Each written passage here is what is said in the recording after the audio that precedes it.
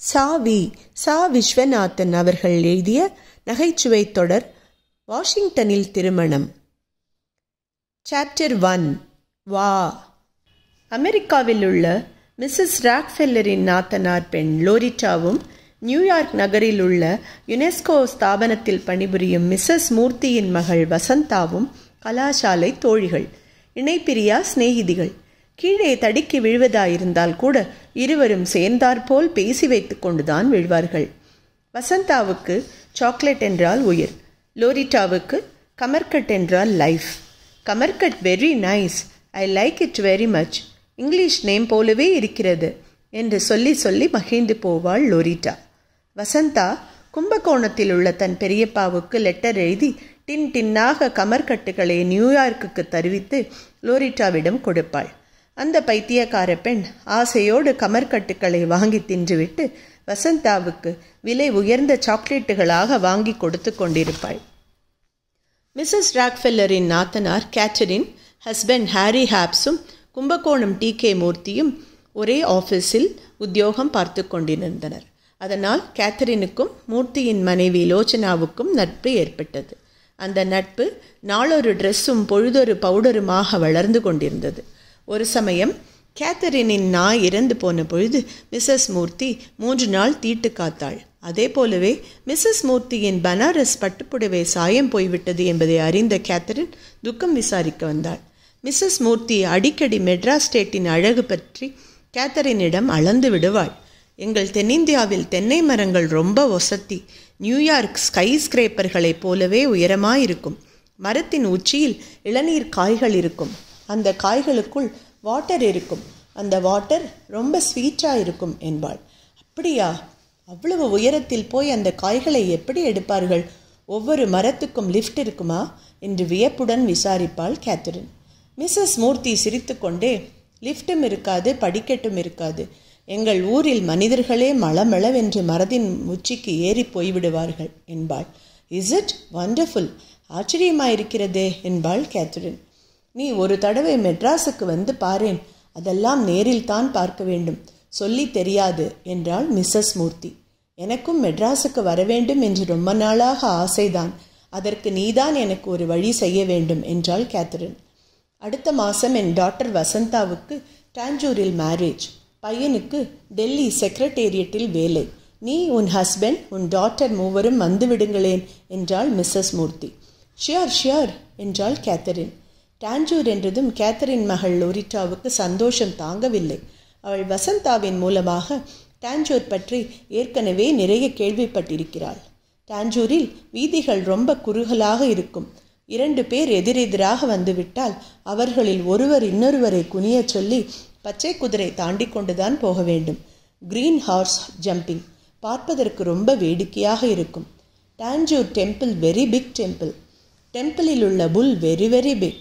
கோபுரத்தின் நிழல் கீழே விழாது. தினம் தினம் விழுந்து கொண்டிருந்தால் அதற்கு பலத்த காயம் ஏற்படும் என்பதற்காக சிற்பிகள் அவ்வாறு கட்டி இருக்கிறார்கள். Tanjore flower bunch, cashew nut, umbrella chillies, குடைமிளகாய், தெருப்புழுதி, ரோட் டஸ்ட் எல்லாம் ரொம்ப ஃபேமஸ். டாஞ்சூர் என்றதும் லோரிட்டாவுக்கு இவ்வளவு விஷயங்களும் ஞாபகத்துக்கு வந்தன. டாஞ்சூரை பார்க்க வேண்டும் என்ற ஆசை ஒவ்வொரு நாளும் அவள் பிடரியை உந்தி தள்ளியது. அதனால் ராத்தூக்கம் இல்லாமல் போய்விடவே பகலிலேயே உறங்கிக் கொண்டிருந்தாள். வசந்தா, உன் மேரேஜுக்கு நான் டாஞ்சூர் வரப்போகிறேன். அங்கே கோகனட் ட்ரீ, டெம்பிள் டவர் பார்க்க போகிறேன். ஒரு சாக்லேட் டப்பா நிறைய ரோட் டஸ்ட்டை அடைத்து கொண்டு வரப்போகிறேன். எனக்கு ரோட் டஸ்ட் என்றால் ரொம்ப பிடிக்கும். நியூயார்க் சிட்டி ரொம்ப வேர்ஸ்ட், இங்கே ரோட் டஸ்ட்டே கிடைப்பதில்லை. டாஞ்சூர் சிட்டி தான் ஜாலி என்றாள். மறுநாளே மூர்த்தி தம்பதியர் தங்கள் மகள் வசந்தாவுடன் கேத்தரினையும் அவள் குடும்பத்தாரையும் கல்யாணத்துக்கு அழைப்பதற்காக அவர்கள் வீட்டுக்கு சென்றிருந்தனர். நாங்கள் அடுத்த வாரமே மெட்ராஸுக்கு புறப்பட போகிறோம். முகூர்த்தத்துக்கு நீங்கள் மூவரும் அவசியம் டாஞ்சூர் வந்துவிட வேண்டும். மெட்ராஸ் ஏர்போர்ட்டிலிருந்து உங்கள் மூவரையும் டாஞ்சூருக்கு அழைத்து செல்ல எங்கள் கார் காத்திருக்கும் என்று கூறி ஹாரி ஹாப்ஸிடம் முகூர்த்த அக்ஷதையும் மஞ்சள் நிற கல்யாண பத்திரிகையும் கொடுத்தார் மூர்த்தி. ஓ எஸ், வித் பிளெஷர் என்று சொல்லிக்கொண்டே ஹாப்ஸ் அந்த சிவப்பு நிற அட்சதையில் 4 எடுத்து வாயில் போட்டுக்கொண்டார். அதை கண்டபொழுது மூர்த்தி குடும்பத்தாருக்கு சிரிப்பு வந்துவிட்டது. அட்சதையை தின்னக்கூடாது, அது மங்களகரமான சின்னம். அது எங்காவது கண்ணில் படுகிற இடமாக ஓரிடத்தில் வைத்திருக்க வேண்டும். அப்பொழுதுதான் அதை பார்க்கும் பொழுதெல்லாம் கல்யாணம் என்கின்ற ஞாபகம் வரும். முகூர்த்தத்துக்கு போக வேண்டும் என்பதை நினைவுபடுத்திக் கொண்டிருக்கும் என்றார் மூர்த்தி. ஓ, வெரி குட் ஐடியா என்றார் ஹாரி ஹாப்ஸ். மிஸ்ஸஸ் மூர்த்தி குங்கும பரணியில் வைத்திருந்த குங்குமத்தை கேத்தரினிடம் நீட்டினாள். கேத்தரின் அதை எடுத்து நெற்றியில் இட்டு கொண்டாள். வசந்தா ஜரிகை போட்ட பட்டு பாவாடையையும் தாவணியும் அணிந்து அட்ராக்டிவாகி இருந்தாள். லோரிட்டாவுக்கு அந்த பாவாடையும் தாவணியும் ரொம்ப பிடித்திருந்தன. தான் அதை அணிந்து கொள்ள வேண்டும் என்று பிரியப்பட்டாள். லைஃப் தோழி லைக் பண்ணும்போது வசந்தா சும்மா இருப்பாளா? தன்னுடைய பாவாடையையும் தாவணியும் அவளிடம் கொடுத்து கட்டிக்கொள்ள சொன்னாள். பதிலுக்கு லோரிட்டாவின் கவுனை வாங்கி தான் அணிந்து கொண்டாள். பாவாடை தாவணி அணிந்து வந்த லோரிட்டாவுக்கு வசந்தா சௌரி வைத்து பின்னி பிச்சோடா போட்டு நெற்றியில் குங்குமத்தையும் இட்டாள். உன்னை பார்த்தால் வெள்ளைக்கார பெண்ணாகவே தோன்றவில்லை. நீதான் கல்யாணத்தில் எனக்கு தோழியாக இருக்க வேண்டும் என்றாள் வசந்தா. நான் தோழியாக இருக்க வேண்டுமென்றால் நாள் ஒன்றுக்கு ஒரு பாஸ்கெட் கமர்கட் தர வேண்டும் எனக்கு என்றாள் லோரிட்டா. கமர்கட் என்ன, நல்ல கமராத கட்டாகவே வாங்கி தருகிறேன் என்றாள் வசந்தா. லோரிட்டாவுக்கு தோழி என்று சொல்ல தெரியவில்லை. ழி என்ற எழுத்தை அவளால் உச்சரிக்க முடியவில்லை. ஆகையால் தோழி தோழி என்றே சொல்லிக் கொண்டிருந்தாள். ஒரு நாள் முழுவதும் வசந்தா லோரிட்டாவின் வீட்டில் தங்கி ழி கற்றுக் கொடுத்தும் அவளுக்கு தோழி என்று சொல்ல தெரியாமல் போகவே, எனக்கு நீ தோழியாகவே இருந்துவிடு, பரவாயில்லை, எனக்கு லீ சொல்ல வரும், ஆகையால் நான் உன்னை தோழி என்றே கூப்பிடுகிறேன் என்றாள். டாஞ்சூரில் போரடித்தால் என்ன செய்கிறது வசந்தா என்று கேட்டாள் லோரிட்டா. நாம் இருவரும் சோழி வைத்துக்கொண்டு பல்லாங்குழி ஆடலாம் என்றாள் வசந்தா. ஓ, சோழி பல்லாங்குழி, எனக்கு அது வராது. சரி சரி, வராத விளையாட்டாக பார்த்து உனக்கு சொல்லித் தருகிறேன், கவலைப்படாதே என்றாள் வசந்தா. டி.கே. மூர்த்தி, அவர் மனைவி லோச்சனா, மகள் வசந்தா மூவரும் அடுத்த வாரமே இந்தியாவிற்கு புறப்பட்டு விட்டார்கள். ஹாரி ஹாப்ஸ், கேத்தரின், லோரிட்டா மூவரும் நியூயார்க் விமான கூடத்துக்கு வந்து அவர்களை வழி அனுப்பி வைத்தார்கள். அப்புறம் 10 நாட்கள் கழித்து ஹாப்ஸ் தம்பதியரும் அவர் மகளும் கல்யாணத்துக்கு வந்து சேர்ந்தார்கள். டாஞ்சூரில் 4 நாள் கல்யாணம் தடபுடல் பட்டது. ஹாப்ஸ் குடும்பத்தாருக்கு தனி ஜாகை ஏற்பாடு செய்யப்பட்டிருந்தது. 4 நாளும் கேத்தரின் கவுன் அணியவில்லை. 18 முழம் பட்டுப்புடவைதான். லோரிட்டாவுக்கு பாவாடை தாவணிதான். ஹாப்ஸுக்கு வேஷ்டி அங்கவஸ்திரம்தான். நீளமான அந்த பட்டுப்புடவையை கேத்தரினுக்கு கொசுவம் வைத்து கட்டி விடுவதற்குள் வசந்தாவின் அத்தைக்கு பெரும் பாடாகிவிட்டது. அதை கட்டிக்கொண்ட கேத்தரின் நடக்க தெரியாமல் தடுக்கி தடுக்கி விழவே வீல் சேர் வரவழைத்து போலியோ பேஷண்ட் போல் அதில் உட்கார்ந்தபடியே அங்கங்கு போய்கொண்டிருந்தாள். எல்லா பெண்களும் அவளை, கேத்தரின் மாமி காஃபி சாப்பிட்டீங்களா, நியூயார்க் மாமி மஞ்சள் பூசி குளித்தீர்களா என்று ஓயாமல் விசாரித்தபடியே இருந்தார்கள். சுமங்கலி பிரார்த்தனையின் பொழுது எல்லா பெண்களோடும் சேர்ந்து அந்த நியூயார்க் மாமியையும் உட்கார வைக்காத குறைதான். ஹாரி ஹாப்ஸ் கேமராவை தோளில் மாட்டிக்கொண்டு கல்யாண சடங்குகளிலேயே கண்ணும் கருத்துமாயிருந்து படமெடுப்பதும் குறிப்புகள் எழுதி கொள்வதுமாயிருந்தார்.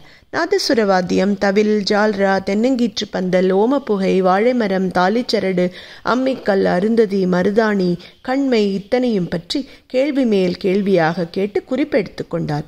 சில சமயம் அவர் குறிப்பு எழுதி கொண்டே ஒவ்வொரு இடமாக போகிற பொழுது அவர் கட்டியிருந்த பஞ்சகச்சம் வேஷ்டி பின்பக்கமாக அவிழ்ந்து தரையெல்லாம் பெருக்கிக் கொண்டே போகும். வேஷ்டி அவிழ்ந்தது கூட தெரியாமல் அவர் பாட்டுக்கு ஓடிக்கொண்டே இருப்பார். அடிக்கடி அவிழ்ந்து போகும் பஞ்சகச்சத்தை எடுத்து செருகி விடுவது சாத்தியமில்லாமல் போகவே அவர் போகிற இடத்துக்கெல்லாம் அவர் பஞ்சகச்சத்தை பின்னாலேயே தூக்கி பிடித்து கொண்டு செல்ல தனியாகவே பேஜ் பாய் ஒருவனை நியமித்து விட்டார்கள். வாழை மரம் என்பது டாஞ்சூரில் நிறைய பயிராகிறது. அதனால் அவற்றை வெட்டி வந்து பந்தல் முழுவதும் கட்டிவிடுகிறார்கள். வாழை இலைகளை சாப்பிடுவதற்கு உபயோகிக்கிறார்கள். காய்களை வெட்டி சமைத்து விடுகிறார்கள். வாழை பட்டைகளிலிருந்து நார் என்னும் ஒரு வகை த்ரெட் தயாரித்து அதில் பூ தொடுக்கிறார்கள். வாழைக்கும் பூ உண்டு. ஆனால் அந்த பூவை தலையில் சூடிக்கொள்வதில்லை. கல்யாணத்துக்கு முதல் நாள் ஜான்வாசம் என்ற பெயரில் ஒரு ப்ரொசஷன் நடக்கிறது. அப்பொழுது பிரைட் க்ரூம் சூட் அணிந்து கொள்கிறார். இந்த ஃபங்க்ஷனின் பொழுது மாப்பிள்ளை ஆங்கில முறையில் ட்ரெஸ் செய்து கொள்வதால் ஒருவேளை இதை ஜான்வாசம் என்ற ஆங்கில பெயரிலேயே குறிப்பிடுகிறார்களோ என்னவோ. ஜான்வாசம் என்பது பிள்ளையை மட்டும் காரில் ஊர்வலமாக அழைத்து செல்லும் ஒரு ஃபங்க்ஷன். பந்துக்களும் நண்பர்களும் காரை சூழ்ந்து கொண்டு மெதுவாக நடந்து செல்கிறார்கள். எல்லோருக்கும் முன்னால் நாதசுரக்காரர்கள் போகிறார்கள். தவில் என்பது டபுள் ஹெட்டட் இன்ஸ்ட்ருமெண்ட். இதை வாசிப்பவருக்கு குடுமி உண்டு. இவர் ஒரு பக்கத்தை ஸ்டிக்கால் பீட் செய்து கொண்டு மறுபக்கத்தை கையால் அடிக்கிறார். எப்படி அடித்தாலும் தவில் கிழிந்து போவதில்லை. தாலி கட்டும் நேரத்தில் சிலர் ஆள்காட்டி விரலை வேகமாக ஆட்டி இவரை பயமுறுத்துகிறார்கள். உடனே தவில்காரர் பயந்து டம டம என்று தவிலை கொட்டி முழக்குகிறார். அப்பொழுது இவருடைய குடுமி அவிழ்ந்து போகிறது. உடனே வாசிப்பை நிறுத்திவிட்டு குடுமியை கட்டிக்கொள்கிறார். இவருக்கு குடுமி கட்டுவதற்கென்று தனி ஆசாமி போட வேண்டும். மணப்பெண் என்பவள் தலையை குனிந்தபடி எந்நேரமும் தரையை பார்த்தபடியே இருக்கிறாள். அவள் எதையோ தொலைத்துவிட்டு தேடிக்கொண்டிருப்பவள் போல் தோன்றுகிறது. இதனால் போட்டோவில் அவள் முகம் சரியாக விழுவதில்லை. மணமகனுக்கும் மணப்பெண்ணுக்கும் முன்னால் ஹோமம் செய்யப்படுகிறது. சமித்தை எனப்படும் குச்சிகளில் நெய்யை ஊற்றி ஸ்மோக் உண்டாக்குவதற்கு ஹோமம் என்கிறார்கள். நெய்யை ஹோமத்தில் கொட்டி வீணாக்குவது எனக்கு பிடிக்கவில்லை. எனக்கு நெய்யே பிடிக்கவில்லை. இந்த ஸ்மோக் சுற்றி உட்கார்ந்திருப்பவர்களின் கண்களில் புகுந்து எரிச்சலை உண்டாக்குகிறது. கல்யாண மண்டபத்தில் ஹோமம் நடக்கிற முற்றத்தில் தொழிற்சாலைகளில் உள்ளது போல ஒரு புகை போக்கி கட்டி புகையை மேலே அனுப்புவதற்கு ஏற்பாடு செய்ய வேண்டும். தாலி கட்டிக்கொள்வதற்கு முன்னால் கூரை சேலை கட்டிக்கொள்கிறாள்.